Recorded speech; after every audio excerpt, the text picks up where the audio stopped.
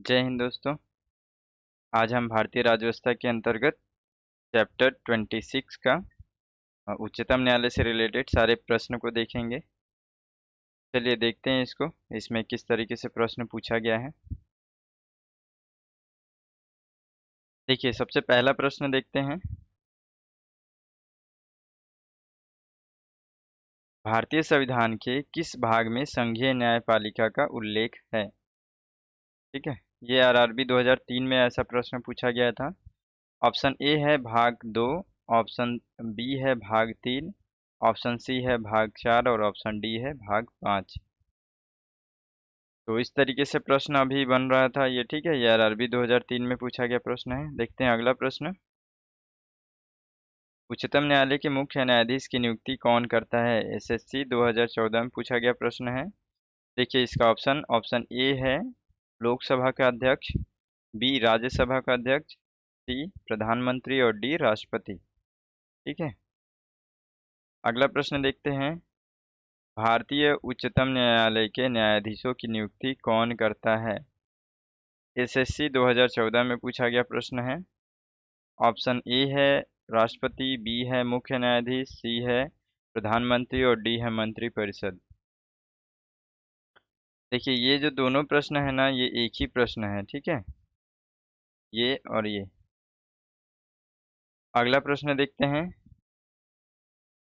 सर्वोच्च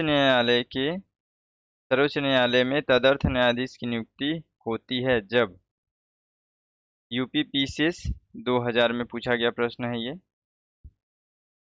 option A है कतिपय न्यायाधीश दीर्घकालीन अवकाश पर चले जाते हैं उस समय, या फिर बी है नियुक्ति के लिए कोई उपलब्ध नहीं होता उस समय, या फिर सी है न्यायालय के समक्ष लंबित वादों में असाधारण वृद्धि होती है उस समय, या फिर डी न्यायालय के किसी सत्र के लिए न्यायाधीशों का कोरम गणपूर्ति नहीं होता। ठीक है, इसको हम लोग जान रहे हैं। ठीक है, इसको हम लोग पढ़े भी थे। तो देखेंगे इसमें क्या ऑप्शन सही हो सकता है, आप खुद एनालाइज कीजिएगा। देखते हैं आगे। अगला प्रश्न है अपना, उच्चतम न्यायालय के मुख्य न्यायाधीश कितने वर्ष की आयु तक पद धारण करते हैं या फिर पदधारी रहते हैं? ठीक है, ये एसएससी 2015 में पूछा गया प्रश्न है। ऑप्शन ए है 65, ऑप्शन बी है 60, ऑप्शन सी है 62 या फिर डी है 58। ठीक, अगला प्रश्न देखिए। उच्चतम न्यायालय के न्यायाधीशों की सेवानिवृत्ति की आयु, ऑप्शन ए है 55 वर्ष। ठीक है, देखिए थोड़ा सा बस अंतर है, बाकी क्वेश्चन वही है ना। बी है 65, सी है 67 या फिर डी है 68। ये एसएससी 2000 में पूछा गया, फिर 2001 में पूछा गया, 2002 में पूछा गया, फिर 2011 में पूछा गया प्रश्न। ठीक है, 2011 के बाद फिर 2015 में पूछा गया। तो इस तरीके से क्वेश्चन में थोड़ा सा बदलाव बस होता है, बाकी लगभग उसी तरीके से बनते हैं प्रश्न। अगला प्रश्न देखते हैं। उच्चतम न्यायालय के पहले न्यायाधीश का नाम बताइए जिसके खिलाफ स्वतंत्र भारत में संसद में महाभियोग का प्रस्ताव पेश किया गया था। एसएससी 2019 में ये पूछा गया प्रश्न है। जस्टिस महाजन, बी है जस्टिस रामास्वामी, सी है जस्टिस सुब्बा राव और डी है justice Veer Swami.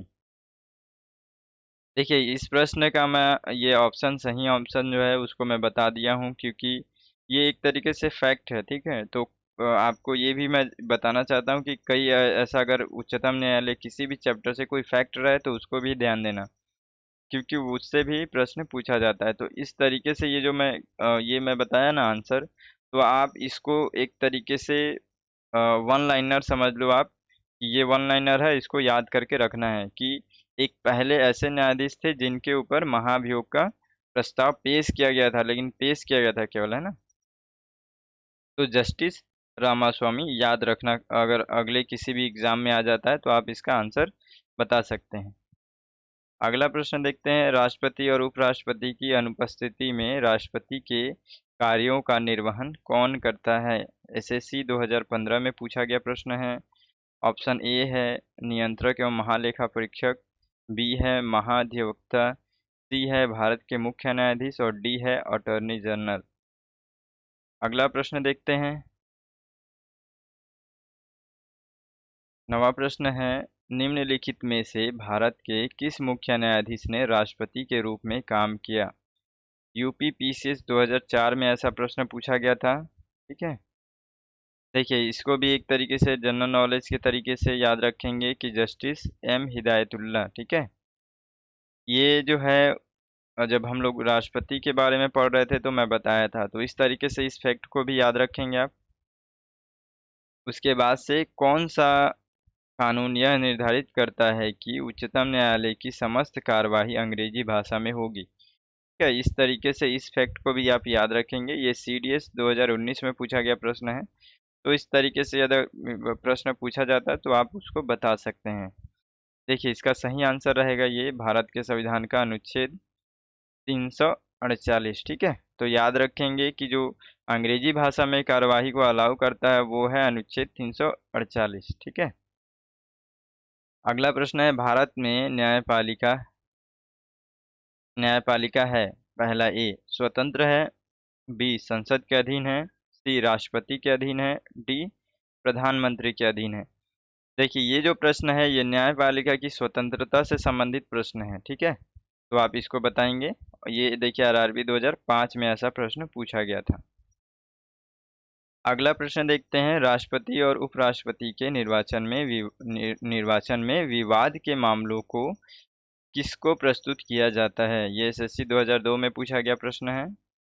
Option A है संसद, बी है मुख्य निर्वाचन आयुक्त, सी है भारत का उच्चतम न्यायालय या फिर डी है इनमें से कोई नहीं। ठीक है, तो इस तरीके से प्रश्न बनता है। अगला प्रश्न देखते हैं, उच्चतम न्यायालय के न्यायिक पुनर्निरीक्षण कार्य का क्या अर्थ है? एसएससी 2005 में पूछा गया प्रश्न है ये।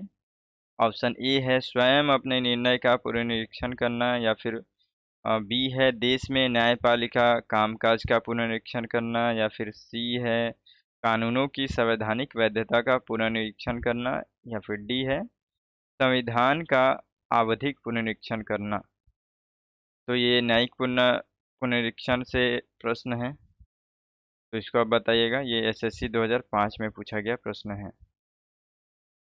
दो या अधिक राज्यों के बीच किसी विवाद के मामले में निर्णय लेने की सर्वोच्च न्यायालय की शक्ति क्या कहलाती है? ये सीडीएस 2020 में पूछा गया प्रश्न है। ठीक है, ये हम लोग देखे थे ना कि जो शक्ति है न्यायालय की, जो शक्ति है उसके अंतर्गत जो हम लोग देखे थे। ठीक है, क्षेत्राधिकार, ठीक है, आरंभिक क्षेत्राधिकार, ये सारी चीज़ें जो हम लोग देखे थे, अपीलीय क्षेत्राधिकार, इसमें सारी चीज़ें आपको पता चल जाएंगी अगर मैं बताऊंगा तो।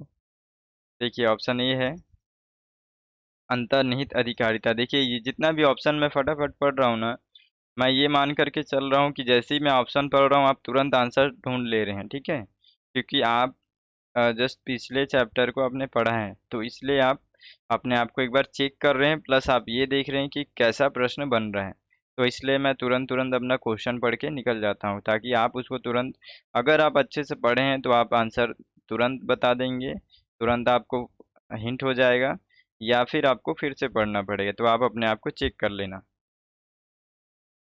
देखिए सीडीएस 2020 में पूछा गया प्रश्न है। ठीक है, यदि दो राज्यों के बीच अगर कोई भी मामला विवाद हो जाता है तो उसमें सर्वोच्च न्यायालय के पास क्या राइट्स हैं, ठीक, क्या क्या अधिकार है? ठीक है, देखिए ऑप्शन ए है अंतर्निहित अधिकारिता के अंतर्गत, या फिर बी है सलाहकार अधिकारिता, सी है आरंभिक अधिकारिता, या फिर डी है सर्वांगीण अधिकारिता। अगला प्रश्न है, निम्नलिखित में से किस वाद में उच्चतम न्यायालय ने न्यायाधीश के मूल ढांचे का सिद्धांत प्रतिपादित किया था?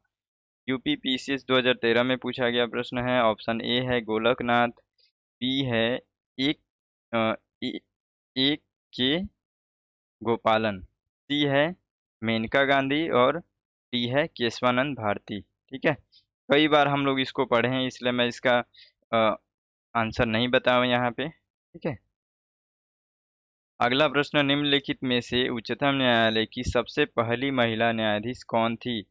ये एसएससी 2000 में पूछा गया, फिर आरआरबी 2004 में पूछा गया। ये भी एक तरीके से फैक्ट के रूप में है, तो आप याद रखना, ठीक है। ये है फातिमा बीवी, ठीक है।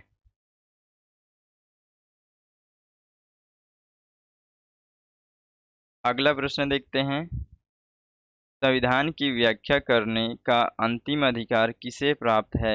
एमपीपीसीएस 1994 या फिर एसएससी 2010 में? सॉरी, मतलब एमपीपीसीएस में पूछा गया 1994 और फिर एसएससी 2010 में पूछा गया प्रश्न है। ऑप्शन ए है राष्ट्रपति, बी है लोकसभा अध्यक्ष, सी है अटॉर्नी जनरल ऑफ इंडिया या फिर डी है सर्वोच्च न्यायालय, ठीक है। अगला प्रश्न है, निम्नलिखित में से कौन सबसे पहली महिला वकील है जिनको सीधे उच्चतम न्यायालय से न्यायाधीश के रूप में नियुक्त किया गया? ये सब चर्चित प्रश्न है, बार बार पूछा जाएगा, ठीक है ना। तो इसलिए मैं प्रश्न में इसको डाल दिया हूँ, समझ लो कि आप एक तरीके से ये आप फैक्ट पढ़ रहे हैं, ठीक है ना। ये आरआरबी 2018 में पूछा गया प्रश्न है, इसको आप याद रखना कि ये जो इंदु मल्होत्रा जो है, इन्होंने ही, ठीक है, पहली महिला ये वकील हैं जो उच्चतम न्यायालय, जिनको सीधे उच्चतम न्यायालय के न्यायाधीश के रूप में नियुक्त कर दिया गया, ठीक है ना। अगला प्रश्न देखते हैं, भारत में सबसे बड़ा अपीलीय न्यायालय कौन सा है? एसएससी 2019 में पूछा गया प्रश्न है। ऑप्शन ए है उच्च न्यायालय, बी है जिला न्यायालय, सी है उच्चतम न्यायालय, डी है उपभोक्ता न्यायालय। अगला प्रश्न है, भारत के उच्चतम न्यायालय को ए केवल आरंभिक क्षेत्राधिकार है, बी केवल अपीलीय क्षेत्राधिकार है, सी है प्रारंभिक और अपीलीय क्षेत्राधिकार है, डी है प्रारंभिक अपीलीय और परामर्शदायी क्षेत्राधिकार है। बहुत अच्छे से आप इसको जान रहे हैं, ठीक है। एसएससी 2013 में पूछा गया प्रश्न है। यदि आप इन सब को प्रश्न को क्वेश्चन पढ़ते के साथ तुरंत यदि आप सॉल्व नहीं कर पा रहे हैं, तो आपका मेरे अनुसार से ये है कि आप एक बार फिर से चैप्टर को पढ़िए, ठीक है। अगला प्रश्न देखते हैं,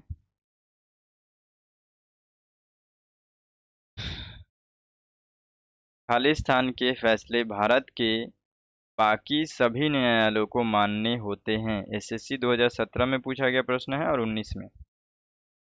ऑप्शन ए है भारत के उच्चतम न्यायालय, बी है जिला न्यायालय, सी है राज्यों के उच्च न्यायालय या फिर डी है कोई विकल्प सही नहीं है। अगला प्रश्न देखते हैं, सर्वोच्च न्यायालय के जजों का वेतन किससे आहरित होता है? आरआरबी 2008 में पूछा गया प्रश्न है, ठीक है। ये एक तरीके से न्यायालय की स्वतंत्रता से रिलेटेड प्रश्न है। ऑप्शन ए है सहायक अनुदान, बी है आकस्मिकता निधि, डी है लोक लेखा और सी है लोक लेखा और डी है संचित निधि, ठीक है। तो बताइएगा इसमें क्या आंसर हो सकता है। तो जो सर्वोच्च न्यायालय उससे रिलेटेड इतने सारे प्रश्न हमने देखा, आप इसको समझ जाएंगे, ठीक है, कि किस तरीके से प्रश्न पूछा जाता है और उसी तरीके से आप अपना तैयारी भी करेंगे, नोट्स भी बनाएंगे। मिलते हैं फिर अगले वीडियो में नए चैप्टर के साथ, तब तक के लिए जय हिंद।